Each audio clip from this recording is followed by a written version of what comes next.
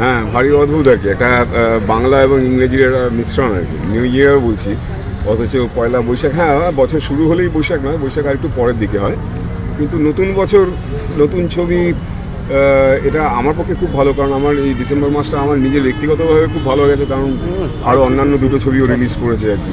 তো এটা নিয়ে 3 নম্বর ছবি।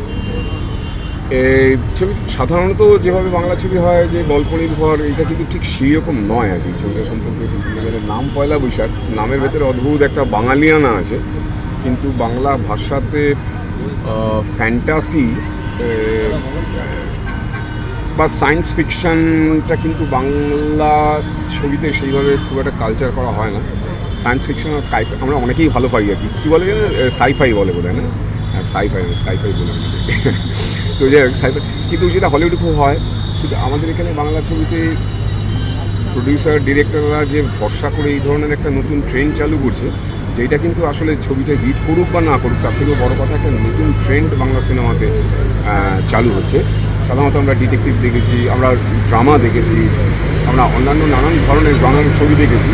এটা একটা নতুন পোস্টারটা দেখলে এখানে অ্যাবসার্ড এবং বোঝা যাচ্ছে যে ভেতরে একটা কিছু জটিল বিষয় রয়েছে। আবার জটিল নয়ও, কারণ শুধু একটা পরিবার এবং সেই পরিবারের একটি ছেলে, আমি না প্রশ্ন করতেই সমস্ত গল্প বলে দিচ্ছি। যাই হোক, তোমার ভূমিকাটা তো বলবে। আমি না এখানে সাধারণত যে বদমাইশ বা নোংরা চরিত্র অভিনয় করে থাকি, এখানে ঠিক সেরকম নয়।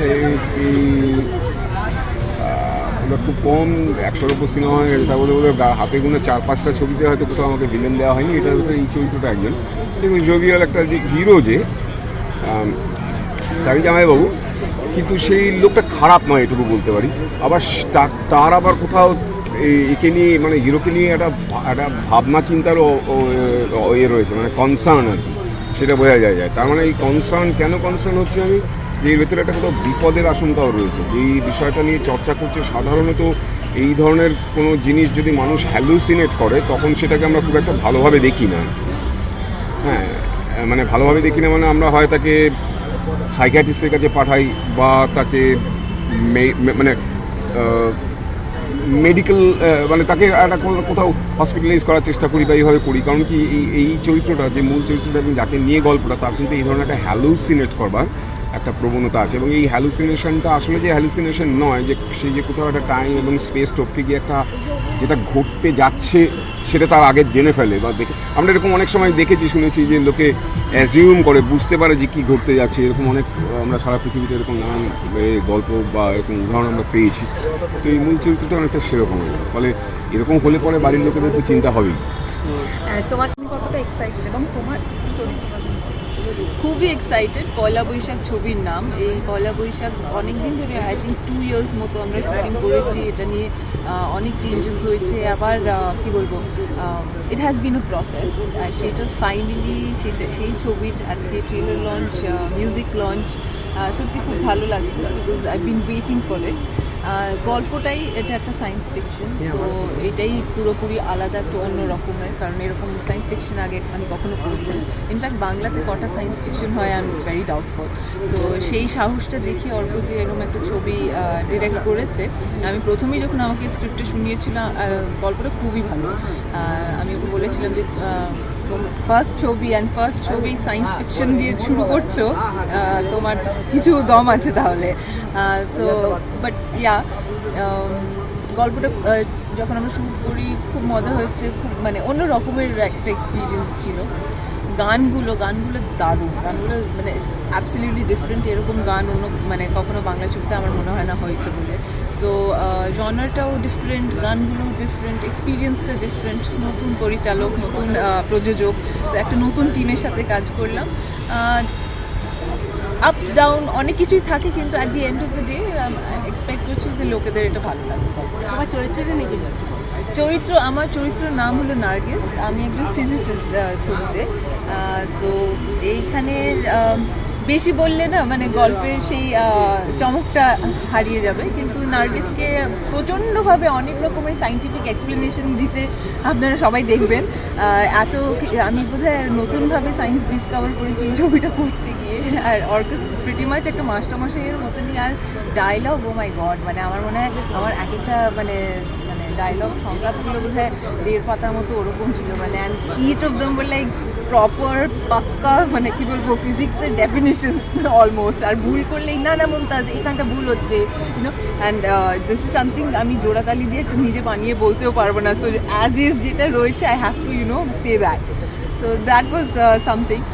আর আদারওয়াইজ হ্যাঁ, অনেক অ্যাকশন রয়েছে ছবিতে, প্রচুর পরিমাণের অ্যাকশন রয়েছে, সেটা করতে গিয়েও মজা হয়েছে। শীতকালে শুটিং হয়েছে, একদম ফাঁকা মাঠের মধ্যে, মানে সবাই সোয়েটার পরে ঘুরছে, আমি একটা টাইনি একটা স্লিঙ্কি টপ একটা প্যান্ট পরে ছুটে বেড়াচ্ছি, কিন্তু যে পরিমাণে দৌড়ঝাঁপ করতে হয়েছে গা গরম হয়ে গেছিলো। আদারওয়াইজ পুরো এগুলো সায়েন্স ফিকশন শ্যুট করার একটা আলাদা মজা রয়েছে, সো সেই মজাটা আমরা ডেফিনেটলি উপভোগ করেছি। একটু দাঁড়িয়ে একটু ছবি টাইম ট্রাভেলের বিষয়টা, মানে এই ভাবনাটা তো মানে কোথা থেকে স্টার্ট হলো, মানে কিভাবে জার্নিটা হলো? যেমন তুমি বললে যে হলিউডে এরকম দেখা যায় আর কি, তা আমাদের তো এই ধরনের ছবি দেখতে ভালোই লাগে, আমার নিজের তো খুবই ভালো লাগে দেখতে, সেই ইচ্ছা থেকেই এটাকে বানানো। এটা ঠিক টাইম ট্রাভেলের বিষয় নয়, এখানে একটা আলাদা ফেনোমেনা, একটা আলাদা কনসেপ্ট আছে, উইচ ইজ টাইম ভর্টেক্স, মানে যেখানে প্রতিটা দিন একটার পর একটা দিনের সময় কিছুটা কিছুটা করে কমে যায়, একটা নতুন ধরনের কনসেপ্ট দিচ্ছে, সেইটাকে প্রেক্ষাপট করে একটা লাভ স্টোরি। আচ্ছা, এই যে টাইম ভোর্টেক্স, তো মানে বিষয়টাকে কিভাবে আর কি প্রেজেন্ট করা হচ্ছে স্ক্রিনের মধ্যে? প্রেজেন্ট করা হচ্ছে এখানে 3টে টাইম ট্রেন একসঙ্গে চলছে, তো একটা সাপেক্ষে কীভাবে রিয়াক্ট করছে টাইম ট্রেনগুলো, সেটার ভিত্তিতেই এটা দেখানো হয়েছে। এক্স্যাক্ট এক্সপ্লেনেশনটা তো এখন বলবো না, সেটা হলে গিয়ে দেখতে হবে সিনেমাটা, তার জন্য। আচ্ছা, এই যে মানে এই যে টাইম ভোর্টেক্সের যে ব্যাপারটা, কখনো নিজেকে এইভাবে ভেবেছো যে তুমি যদি কখনো এই যে এরকম একটা সিচুয়েশনে স্টাক হয়ে যাও, তাহলে তারপর মানে তুমি কি করবে? আমি এসবই ভাবি বেসিক্যালি, এরকম কি হবে না হবে, হয়তো এভাবেই, যেভাবে আমার সেন্ট্রাল ক্যারেক্টার প্রোটাগনিস্ট যেভাবে হয়তো অন্য একটা টাইম জোনে চলে যায়, সেরকমই কিছু হবে আমার সাথে। আচ্ছা, যদি ধরো তুমি টাইমে স্টাক করে যাও, তো তাহলে কি তুমি মানে ফিউচারে যেতে চাইবে নাকি পাস্টে যেতে চাইবে? আমি ফিউচারেই যেতে চাই, কেন? এমনিও বর্তমানেই থাকতে চাই, ফিউচারের প্রতি একটা আকর্ষণ থাকে, তাই জন্য। অতীত তো আমি দেখে এসেছি আগে, তাই না? আচ্ছা, থ্যাংক ইউ। আর কারো কোনো কোয়েশ্চেন? খুব অন্যরকম হয়েছে, মানে বাংলা ছবিতে এই ধরনের গান বোধহয় এর আগে কখনো হয়নি, কি বলবে? গান তো একটু অন্যরকমের বলছে, মেনলি আমাদের যে জুলিয়ান 13-এর যেরকম সাউন্ড, ব্লুজ রক যে সাউন্ডটা আছে, তো আমরা সেরকমই করেছি। অন্যান্য সিনেমা থেকে একটু অন্যরকম হতে পারে, কিন্তু আমার মনে হয় এই সিনেমার সাথে খুবই ভালো যাচ্ছে, জিনিসটা খুব ভালো লাগবে আশা করছি সবারই। একটু অন্যরকম, একটু কাটকে, একটু রক মিউজিক। তোমার গাওয়া গানটা যদি একটু এই সিনেমায় আমাদের 4টে গান আছে, তার মধ্যে 2টো গান আমার গাওয়া, একটা হচ্ছে শুভ নববর্ষ আর একটা হচ্ছে গোলক। আরও 2টো গান আছে, একটা হচ্ছে see you on the other side আর একটা নেশার বিকল্প। যে কোনো একটা গান তুমি যদি, গান তো এই যে শুনতে হবে, আমরা করবো এখানে, ভালোভাবে শোনা যাবে। আমি এখানে একটু দু লাইন যদি আমরা শুনতে পারি, না না, ওরা একবারই এক্ষুনি স্টার্ট হবে, ভালোভাবে গানটা শুনতে হবে। রিলিজ হবে তো সামনেই, এখনো রিলিজ হয়নি তো, হ্যাঁ, এক্ষুনি রিলিজ হবে আনুষ্ঠানিকভাবে। তারপরে আমরা সবাই কথা বলবো। ঠিক আছে, থ্যাংক ইউ।